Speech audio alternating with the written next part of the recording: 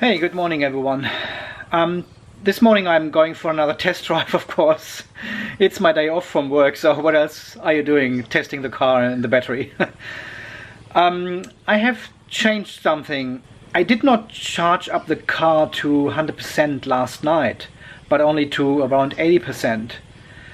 And I will go for a 15-20 kilometer drive now and then rest the car for another 2 hours or so, as I usually do, and then measure the battery again and see if it still decreases after this time.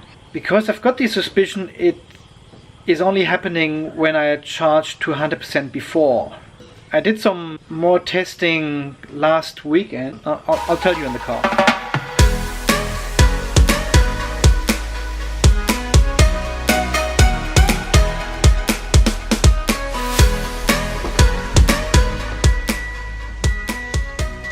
Okay, so it is charged to 80%, that's what I said. Let's see what the gasometer says, 36 kilometers.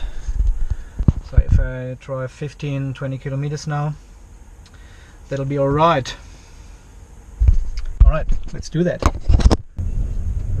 It'll start beeping soon. There it is. I should make a separate video about all this beeping and buzzing and annoying sounds this car makes, really.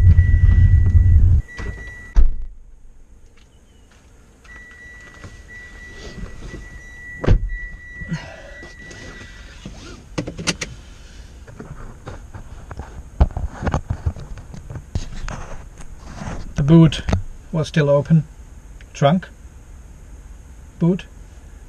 Trunk is America, boot is England. I don't know.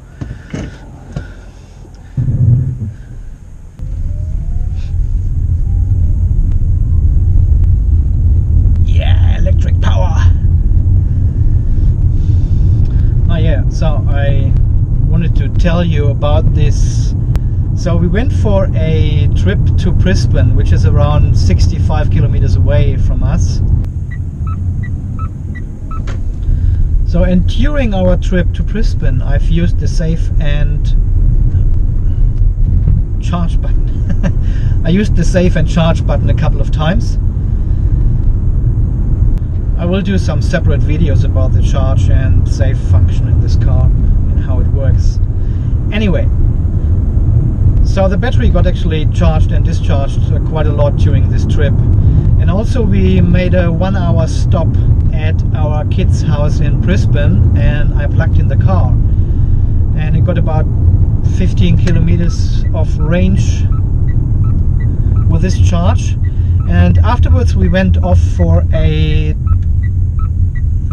the last stop at a shopping mall, and I left the car there in the car park for about 2 hours, and the battery was quite down, so it was at 32% and it was 3 kilometers left or something.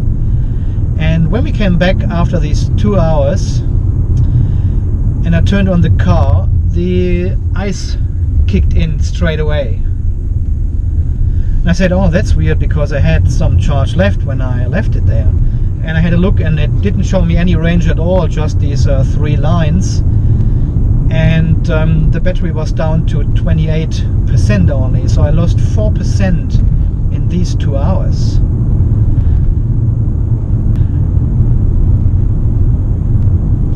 Yeah, I don't know, it was a little bit weird, because I usually lose only charge when I charge to 100%, then drive, leave the car there, come back, and it has decreased. And this was a whole new experience now, a whole new situation, with charging in between and then leave the car there, and it still happened.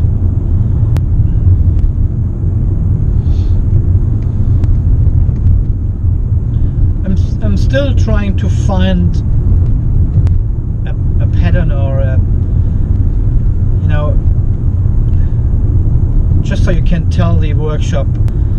But apparently it didn't happen for them, so they must have done something different, or what I think is just they just didn't care too much about that. Because they maybe think I'm a crazy person which I am.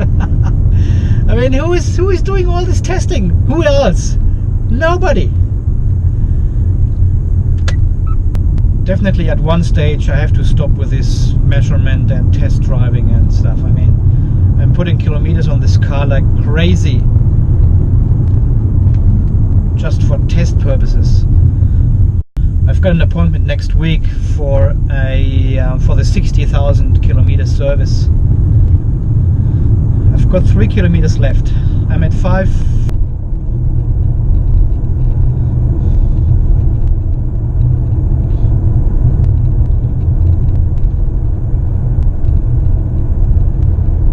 There you have it. 60,000 kilometers on pure electric. Almost.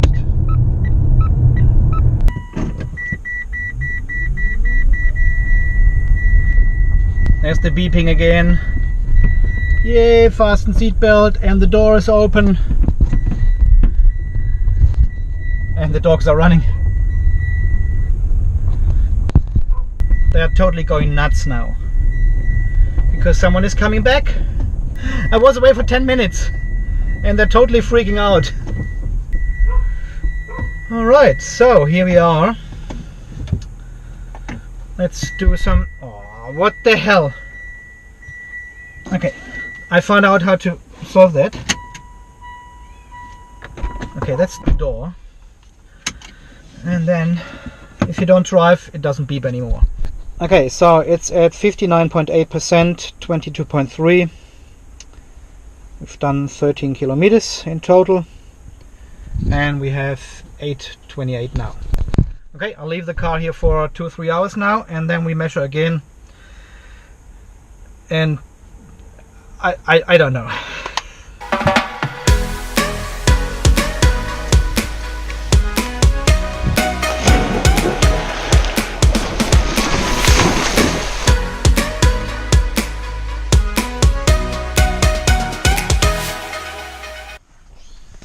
It is 1 o'clock.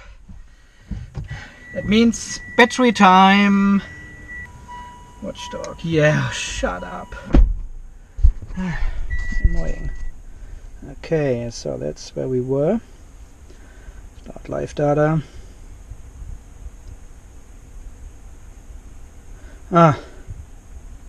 It's changed it to plus 0.3 ampere hours.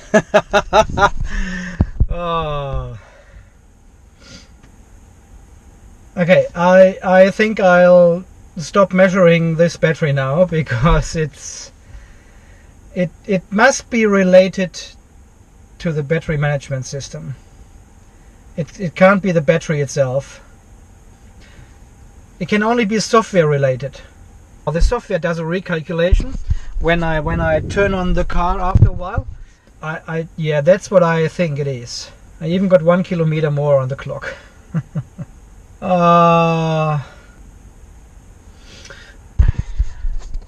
Look how balanced the pack is. 3 millivolts difference. 934, 937. 3 millivolts of difference. I don't actually know what target means. Anyway, so as I said, I'll stop measuring this battery now. I don't know, it seems totally pointless. I mean, it must do some kind of recalculation. That's the only logical explanation I can have for that. So you park the car, and after 2 hours you turn it back on, and the MCU just does a recalculation of the battery and is more conservative than it was before. Because if you really lose 3 kilometers of range, how would you even know? Unless you do a range check, so you drive the same distance until the battery is empty, and then measure again. So you drive the same distance once you parked. You can't. How would you do that?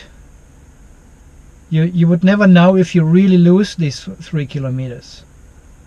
That would be an insane effort to do. Thanks, Daniel, for this awesome app. What do you want? What do you want? Do you want to play with the ball? Den Ball spielen? Mit dem Ball spielen. So the interesting stuff of this story is, when I left the car at the shopping center with only 3 kilometers left and about 32% of state of charge, and I came back 2 hours later and the engine kicked in. It's not like the actual state of charge has really decreased, it's only the computer which shows you less, because it does some recalculation and said, I was maybe a little bit too positive before that. You can only do 30 kilometers instead of 32. So to me it looks like the whole battery management system, the BMU, ECU stuff, computer stuff in this car, the software is totally, can't recall anyone reporting anything like this with any other car so far. So it's either just this special vehicle here, or nobody seems to care about that. And I mean, if you have an electric car and it shows you 230 miles and you come back after a couple of hours and it shows you 228 miles, you won't really care about that. But you know, on the other hand, it has never done this before. So I think it has something to do with this update they have done in May this year. I have to find the documentation for it and show you actually the versions. And they gave me the workshop sheet with all the work they have done during this recall. Because initially they didn't want to give me anything, and I said, can I have something in written so I know this recall has been done and all the work has been done correctly.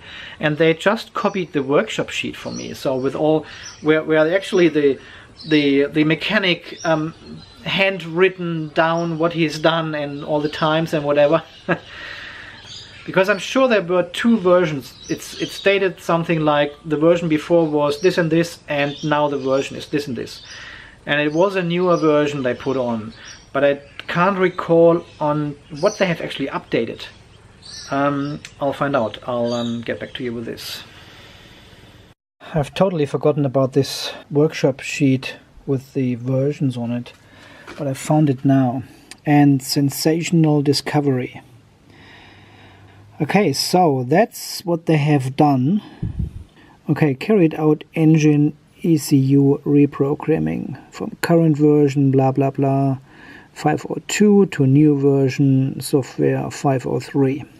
And the next part is carried out PHEV ECU reprogram from the current version 03 to 06.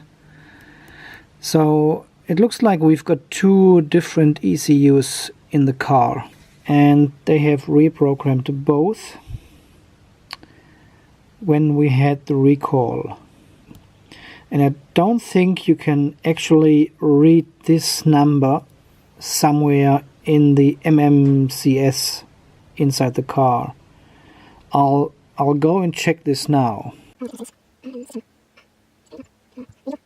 Sorry guys, I can't find it in the MMCS. I went through all the menus, but I can't find it. I'm sure there is a screen somewhere where you have longer version numbers, software numbers.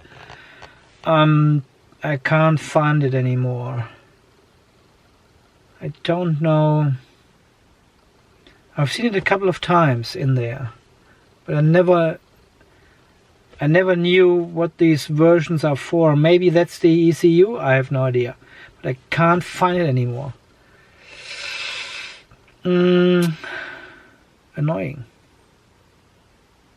I'm sure there's somewhere another screen on the MMCS which shows you version numbers. But I can't find it, and I can't remember where it was. It was a little bit hidden, but there were longer numbers. So if any one of you can find it, and please leave a comment down below how to get there, or I will compare these numbers with the ones on the workshop sheet and see if these are actually the ECU numbers, but I doubt they will be, but who knows.